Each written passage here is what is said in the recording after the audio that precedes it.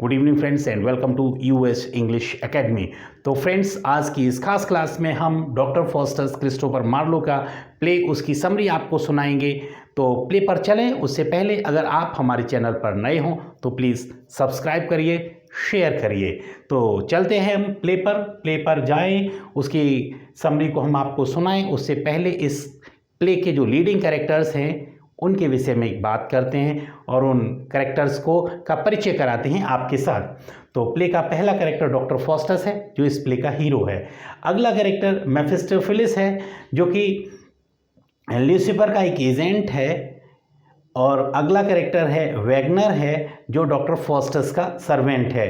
Good angel, bad angel हैं, ये दोनों बार बार आते हैं प्ले में, कई बार आते हैं डॉक्टर फॉस्टस को इंडिकेट करने के लिए।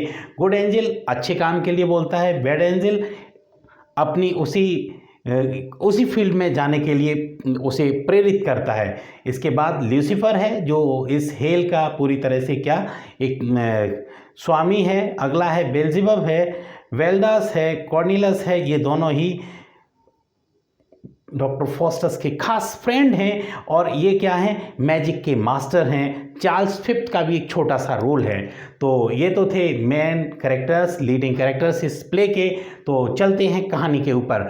तो डॉक्टर फॉस्टस एक जर्मन नेटिव है। इसका जन्म एक बेहद गरीब परिवार में हुआ था और उसके बाद ये रोड्स का एक छोटा सा जो गांव था उस गांव में जन्म हुआ था। इनके परिवार के कुछ लोगों ने इनको वेटनबर्ग में ले गए थे जहां पे इनका पालन पोषण हुआ था।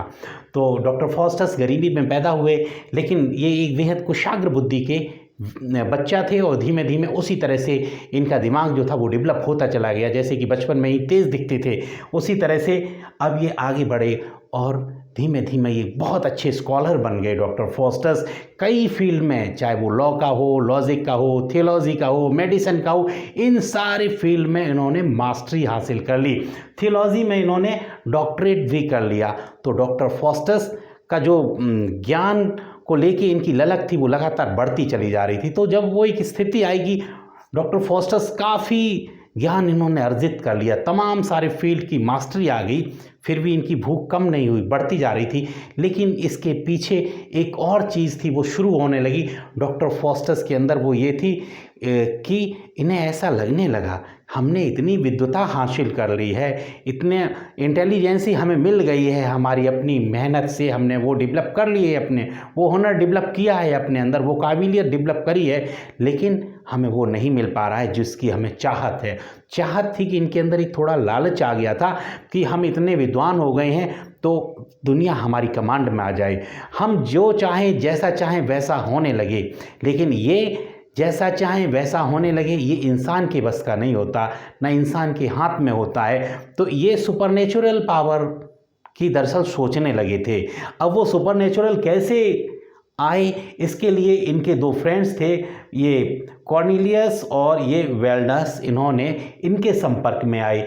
डॉक्टर फॉस्टस यूनिवर्सिटी से जुड़े हुए थे और वहीं से ये इन दो लोगों के संपर्क में आए। कई दिन तक यूनिवर्सिटी में नहीं जाते हैं तो इनके दो फ्रेंड्स इन्हें घूमते हुए देखने के लिए आते हैं और इनका जो सर्वेंट होता है वैगनर, वो इन्हें उन फ्रेंड्स को बता देता है कि अभी आपको फॉस्टर साहब व्यस्त हैं, किन्हीं कामों में हैं, अपने दो मित्रों के साथ वो इंगेज हैं बात करने में। वो दोनों फ्रेंड थे, वेल्डास और कॉर्नेलियस, ये दोनों यूनिवर्सिटी और उस पूरे एरिया में बदनाम थे अपने इस काले जादू के लिए।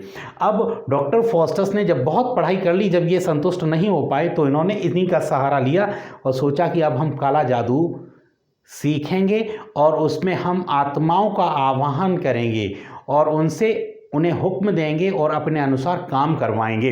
तो जब ये विचार इनके मन में आने लगा और ये लोग इनको गाइड करने लगे, तो इसी बीच में इन्होंने ये कह दिया कि आपको सुनसान जगह पे जाना है, कब्रिस्तान में जाके इन आत्माओं का आवाहन करना है, इनको याद करना है। ये काले मैजिक की ये किताबें हैं, इनको पढ़ के उसी के अकॉर्डिंग आपको काम करना है। तो रात के अंधेरे में डॉक्टर फॉस्टस कब्रिस्तान पे पहुंचते हैं।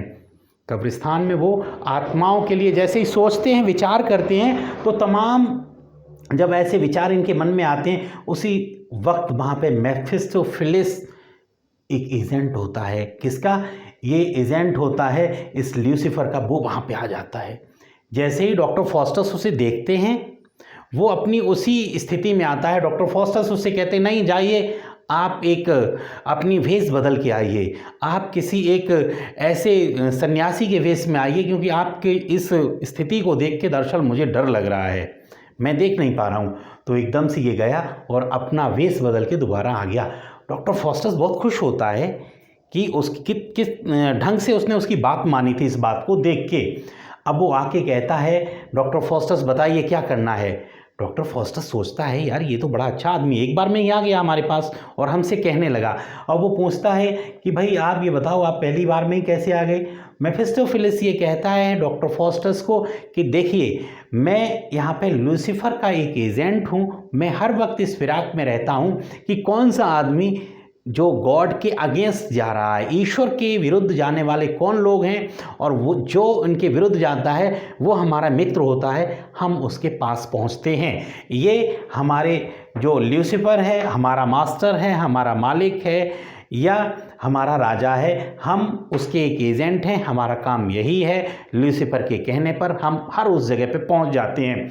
तो अब ये पूछता है कि आखिर लूसीफर कौन है, तो बताता है कि लूसीफर भी एक दौर में एक्चुअली में वो हेवन में ही रहता था, वो स्वर्ग में ही रहता था, लेकिन उसने कुछ ईश्वर के विरुद्ध एक विद्रोह किया और उस विद्रोह की वजह से ही वो जो था वहाँ हेवन से निष्कासित कर दिया गया, हटा दिया गया और उसे हेल में पहुंचा दिया। अब वो हेल का कौन बन गया, मतलब एक नर्क का वो राजा बन गया है और नर्क में पहुंच गया है और उसे स्वर्ग से बर्खास्त कर दिया गया, हटा दिया गया वहाँ पे। और उसके साथ जो देने वाले लोग थे उनमें से मैं भी था, तो मैं भी उसके साथ ही स्वर्ग से हटा के मैं नर्क में पहुँच गया इस लूसीफर के साथ। अब मैं बतौर एजेंट काम कर रहा हूँ। जो भी आदमी अब ईश्वर के विरुद्ध काम करता है वो मेरा मित्र होता है। तो मुझे ऐसा लगा कि तुम भी उन सुपरनेचुरल पावर को पकड़ने की कोशिश कर रहे हो जिस काम में हम हैं, तो आप हमारे लिए एक मित्र हुए। तो इसके बाद डॉक्टर फॉस्टस ने कुछ एक और ऐसी अपील की, कुछ बातें रखी, कुछ कंडीशन रखी, तो देखा इसने वो काम कर दिया। डॉक्टर फॉस्टस बहुत प्रभावित हुआ, इस बात से और ज़्यादा प्रभावित हुआ। फिर तो उसे लगने लगा कि डॉक्टर फॉस्टस को कि मेफिस्टोफेलिस के साथ ही रहना ज़्यादा अच्छा है। तो अब इसी बीच में डॉक्टर फॉस्टस के अंदर हर आदमी जब कोई गलत काम करने जाता तो दो आवाज़ आती है, एक अच्छी होती है, एक बुरी होती है, और जिसमें जो भारी पड़ जाती है आदमी वही कर बैठता है। आप चोरी करने के लिए जाओगे तो अंदर से आवाज़ आएगी गलत काम है, एक आवाज़ ये भी आएगी नहीं ठीक है करिए। तो अगर ठीक है करिए वाली आवाज़ भारी पड़ गई तो आप वो काम कर बैठोगे। ऐसे ही डॉक्टर फॉस्टस के अंदर भी इस चीज़ को हम कहते हैं प्रेडिकामेंट। तो वो प्रेडिकामेंट इसके अंदर आता था, लेकिन जब वो देखता था कि नहीं नहीं यार इतना कुछ दुनिया में हमने पढ़ाई लिखाई करी, सारी डिग्रियां हमने ले ली हैं, सभी में हम गोल्ड मेडलिस्ट हुए, लेकिन हमें अभी भी वो सब कुछ नहीं मिल पाया है। मैं चाहूँ कि मैं इंडिया से सोना ले आऊँ, लेकिन मैं नहीं ला सकता था या ला सकता हूँ। और जब हमारे पास ये पावर आ जाएंगे तो हम सब कुछ लेने में सक्षम हो जाएंगे। तो इसी सोच के साथ अब वो इस बैड आर्ट में आगे जाने लगा। अब मेफिस्टोफेलिस से कुछ और बुक्स देता है, कहता है कि इन बुक्स को आप स्टडी करिए और हम जल्दी से जल्दी आपकी मुलाकात लूसीफर से करा देंगे और तुम्हारे अंदर वो पावर आ जाएगा जो तुम सोचते हो। आप बैठ के जो आपकी एम्बिशन है, जो आपकी सोच है, वो आप पूरा कर पाओगे। आप ये भी सोचते हैं कि हमें इंडिया से गोल्ड लाना है, वो भी आप ला पाएंगे। तो फॉस्टस ने वही काम शुरू कर दिया।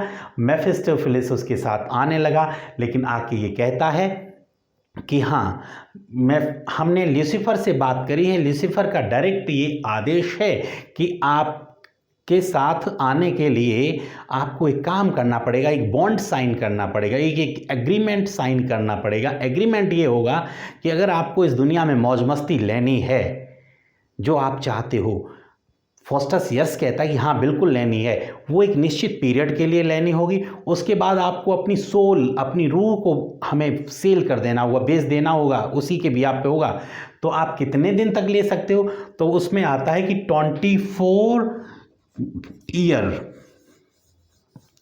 ये बॉन्ड होगा हमारा कि 24 ईयर तक आप इस दुनिया में मौज मस्ती करिए, जो चाहो जैसा चाहो वो आप कर सकते हो, वो आपको प्राप्त हो सकता है। लेकिन उसके बाद आपकी जो आत्मा होगी वो ल्यूसीफर के कब्जे में होगी, ल्यूसीफर जो चाहेगा वो आपसे करवाएगा। डॉक्टर फॉस्टस कहता है बिल्कुल हम तैयार हैं, I am ready to do the sign over this agreement. वो कहता है कि मैं इस एग्रीमेंट पे साइन करने के लिए, इस बॉन्ड को साइन करने के लिए पूरी तरह से तैयार हैं। तो वो कैसे करने होंगे, तुम्हें अपने ब्लड से लिखना पड़ेगा ये एग्रीमेंट। डॉक्टर फॉस्टस तैयार हो जाता है, ये एक पेपर आता है, पेपर पे बॉन्ड लिखा जाता है, शर्त लिखी जाती है कि 24 साल तक इस दुनिया में मौज करिए और हर वक्त एक शाये की तरह तुम्हारे साथ मेफिस्टोफेलिस रहेगा। जिस चीज़ की तुम्हें जिस वक्त ज़रूरत होगी वो हर चीज़ मेफिस्टोफेलिस तुम्हें उपलब्ध कराएगा। तो साइन कर दिए जाते हैं। जैसे ही उसके कंधे से ब्लड लिया जाता है और उस ब्लड से लिखा जाता है, उसी पे एकदम से एक कुछ ऐसा होता है, उस पर एक वाक्य, एक सेंटेंस या कुछ शब्द लिख के आ जाते हैं, क्या, मैन रन अवे। और वो देख के एकदम से चौंक जाता है, कुछ ही क्षण में वो गायब हो जाता है। उससे भी बड़ी घटना तब होती है कि वो ब्लड जब लिखने जाता है, वो ब्लड एकदम जम जाता है। मेफिस्टोफेलिस फिर वहाँ पे आग लेके उसे मेल्ट करता है, पिघलाता है और फिर उसे मतलब ये है कि जब भी आप कहीं ना कहीं जो लिटरेचर होता है वो यही दिखाने की कोशिश करता है कि सोसाइटी में क्या होता है। तभी तो कहते हैं ना कि literature is the mirror of the society. क्या समाज में जो होता है वही लिटरेचर में दिखाया जाता है, दर्शाया जाता है कि जब भी हम कुछ ऐसा गलत करने जाते हैं तो बहुत सारे गलत काम को कहीं ना कहीं रोकने के लिए कुछ और ताकतें भी आ जाती हैं। वो ईश्वर होता है, वो कहता है कि आप ऐसा मत करिए। तो जब वो एग्रीमेंट लिखा जा रहा होता है और वो उस ब्लड को जम जाता है तो साइन है, ईश्वर ये कहता है कि तुम गलत आर्ट में जा रहे हो, डॉक्टर फॉस्टस नहीं जाना चाहिए। लेकिन फिर भी डॉक्टर फॉस्टस की आंखें नहीं खुलती हैं, उसे वही जो आर्ट है, मैजिक है, वो अट्रैक्ट करता है। तो मेफिस्टोफेलिस फिर उसी गलत आर्ट में जाने की तरफ बढ़ जाता है। हालांकि इसी बीच में बार बार गुड एंजल आके कहते हैं अभी भी कुछ नहीं बिगड़ा है, तुम जीसस क्राइस्ट के रास्ते पे आ जाओ, आप ईश्वर के रास्ते पे आ जाओ, ईश्वरवादी बन जाओ। इन गलत ताकतों के हाथ में जाओगे तो अंजाम बुरा होगा। लेकिन अब जैसे ही वो जाता है, इविल एंजल आ जाता है, वो कहता नहीं नहीं बिल्कुल ठीक है, सही जगह पे जा रहे, तुम्हें यही करना चाहिए।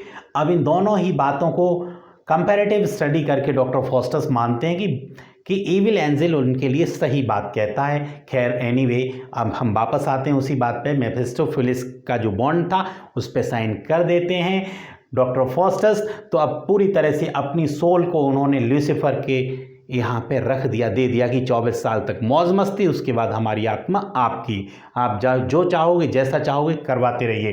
तो अब ये एग्रीमेंट जैसे ही साइन हुआ, अब डॉक्टर फॉस्टस साइन करने के बाद एक बार थोड़ा सा रिग्रेट करते हैं, थोड़ा पछताते हैं कि गलत किया यार हमने, हमें ईश्वर से इस तरह का प्रतिशोध नहीं करना चाहिए, हमें ईश्वर के बताए रास्ते पर, धर्म के रास्ते पर ही चलना चाहिए, इस तरह की गलत ताकतों के साथ हमें संबंध स्थापित नहीं करने चाहिए। लेकिन हाँ, इन्हीं बीच में जो कन्वर्सेशन भी चल रहा होता है लगातार, डॉक्टर फॉस्टस उससे सवाल भी कर रहे होते हैं। मेफिस्टोफेलिस से वो पूछते हैं, यार मुझे आप ये डिफ़ाइन करोगे कि आखिर हेल क्या है, हेवन क्या है? जिस हेल में ल्यूसीफर का राज्य है वो हेल है क्या? वो हेल, वो नर्क क्या है? तो मेफिस्टोफेलिस बड़ी स्ट्रेट फॉरवर्ड ये कहता है, यार हेल क्या है, मतलब नर्क क्या है? नर्क हर वो जगह है जहाँ पे स्वर्ग नहीं है। नर्क ऐसा नहीं कोई स्पेसिफाइड जगह हो, नर्क वही है जहाँ पे गलत काम हो रहे हैं। नर्क वही है जहाँ पे ये जो भी दारू, जुआ जिसे हम या वेश्यावृत्ति कहते हैं, हर उस जगह को नर्क ही कहेंगे। हर वो गलत जगह नर्क है जहाँ पे स्वर्ग नहीं है। बस ऐसा नहीं कि स्वर्ग के लिए कोई अलग जगह है और नर्क के लिए कुछ अलग है। तो इस तरह का एक दोनों के बीच में इस एग्रीमेंट को साइन करते हुए या उसके पहले या बाद में इस तरह के एक डिबेट या कन्वर्सेशन भी चल रहा था। आगे चलते हैं कहानी पर। एग्रीमेंट साइन हो गया। अब डॉक्टर फॉस्टस ने भी ये सोचा कि अब हमारे लिए 24 साल का एक बहुत बड़ा पीरियड है, ऐसा उनके दिमाग में आया। हालांकि फ्रेंड्स, ये होता है कि जो अच्छा समय होता है वो बहुत थोड़ा लगता है, बुरा वक्त एक रात भी बहुत लंबी लगती है।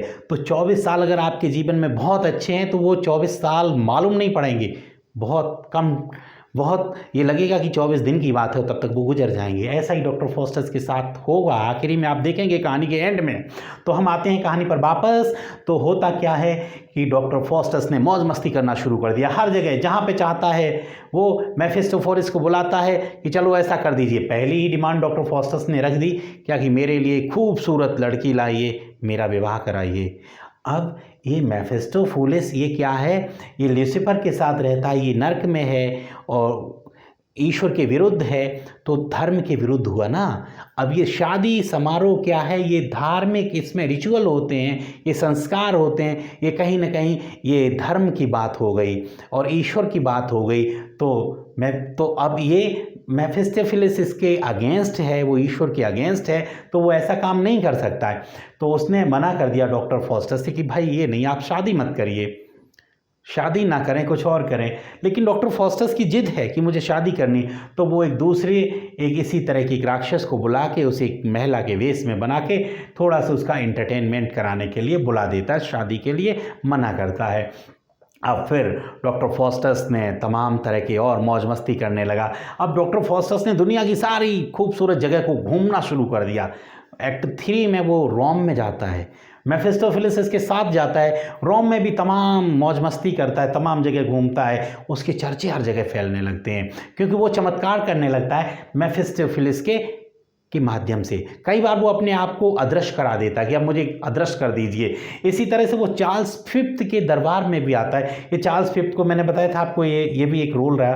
तो चार्ल्स फिफ्थ के वो कोर्ट में आता है उनके बुलाई पे, क्योंकि डॉक्टर फॉस्टस की चर्चा होती है, चार्ल्स को भी पता लगता है, तो वो बुलाते हैं डॉक्टर फॉस्टस को, कहते हैं कि आप हमारे यहाँ पे आइए।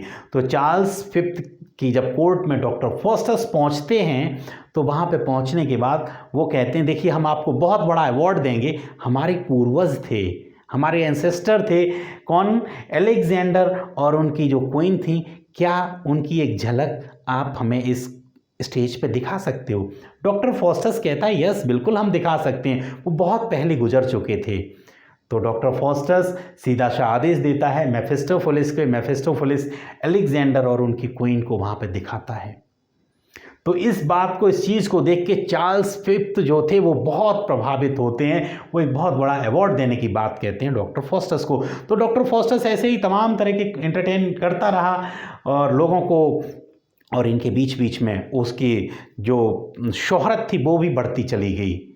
अब आगे वो ड्यूक ऑफ वेनहॉल्ट में भी पहुंचते हैं और उसमें जाके वो ड्यूक और डच से पूछते हैं तुम्हें कौन सी चीज़ सबसे खूबसूरत लगती, कौन सा डिश आपको पसंद है, उसी डिश को हम आपके सामने लाएंगे। तो वो भी इस तरह का वहाँ पे जाके भी ड्यूक ऑफ वेनहॉल्ट के दरबार में भी वो अपना इस तरह से अपनी वो आर्ट, कौन सी, मैजिक आर्ट, जिसमें मास्टरी, जिसमें मेफिस्टोफेलिस के साथ वो प्रदर्शित कर रहे थे, उन्होंने आके यहाँ पे किया। रास्ते में चल रहे होते हैं, एक ये भी छोटा सा रेफरेंस आता है कि उनके घोड़े को उन्होंने सेल कर दिया और ये बोला कि इस घोड़े को पानी में मत ले जाना। पानी में वो लेके जाता है, वो एक मिट्टी का टीला बन जाता है जैसे ही वो पानी के अंदर उस घोड़े को लेके जाता है, जो इस घोड़े को खरीदा था किसने, डॉक्टर फॉस्टस से एक आदमी ने। कुछ ऐसा भी होता है, डॉक्टर फॉस्टस वहाँ पे लेट जाता है, एक ढेर के ऊपर आदमी आता है तो उनका पैर खींचता है, वो पैर लेके ही चला जाता है। तो ये इस तरह के डॉक्टर फॉस्टस के तमाम तरह के जादू के जो किस्से थे दुनिया में फैलने लगे। अब होता क्या है कि ये 24 जो वर्ष का पीरियड था वो धीमे धीमे पास आने लगा। जब पास आने लगा और वो दिन भी आने लगा कि डॉक्टर फॉस्टस को अब 24 वर्ष पूरे हो रहे हैं।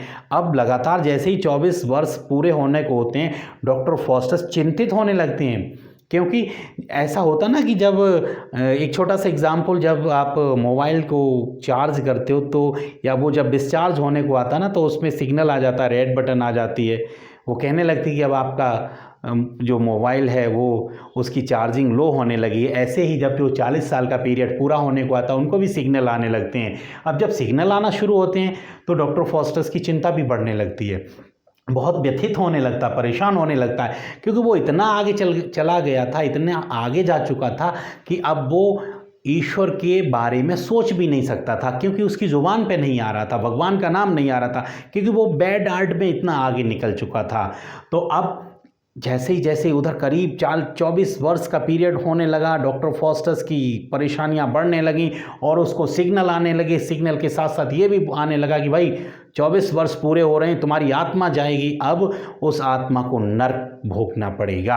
अब यही होता है, डॉक्टर फॉस्टर्स ना चाहते हुए भी वो 24 वर्ष का पीरियड पूरा होता। उन 24 वर्ष में मौज मस्ती खूब करी थी, अलग बात थी, हर जगह किस्से उनके फैलने लगे थे क्या कि उनके जादू के, लेकिन ये 24 वर्ष ही तो था, वो पूरा होने लगा, वो भी ईश्वर के विरुद्ध चलते हुए। अब जब 24 वर्ष का पीरियड पूरा होता है, ये डॉक्टर फॉस्टर्स की आत्मा को ल्यूसीफर के हवाले कर दिया जाता है। बहुत विचलित, बहुत विथी, बहुत दुखी, परेशान होता चला जाता है डॉक्टर फॉस्टर्स, लेकिन मेफिस्टोफेलिस उसकी उस आत्मा को ले जाके ल्यूसीफर के चरणों में डाल देते हैं और डॉक्टर फॉस्टर्स क्रिस्टोफर मार्लो का प्ले द एंड होता है। यस गाइस, ये तो था क्रिस्टोफर मार्लो का doctor Faustus. Thanks a lot for watching this video. Thanks a lot once again.